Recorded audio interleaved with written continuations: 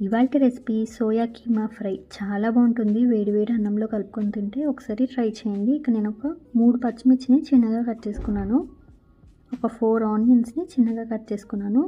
ఇక్కడ soya granules దొరుకుతాయి super మార్కెట్లో, తీసుకొని పక్కన పెట్టుకున్నాను. ఇప్పుడు హాట్ వాటర్ని ఈ సోయా గ్రాన్యూల్స్లోకి వేసేసుకొని ఒక 10 మినిట్స్ సోక్ చేసుకోవాలి. ఇలా సోక్ చేసుకున్న తర్వాత 10 మినిట్స్ తర్వాత ఇలా స్ట్రెయిన్ చేసేసుకొని వాటర్ మొత్తం పోయేలాగా ఇలా స్క్వీజ్ చేసేసుకొని పక్కన పెట్టుకోవాలి. ఇలా పొడి పొడిగా ఉండాలి.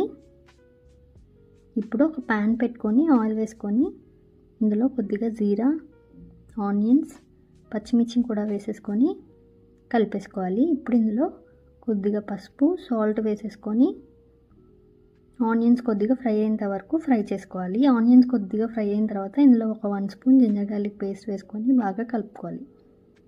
జింజర్ గార్లిక్ పేస్ట్ అనేది కొంచెం కుక్ అయిన తర్వాత ఇప్పుడు ఇందులోకి మనం నానబెట్టుకున్న సోయాని వేసేసుకోవాలి.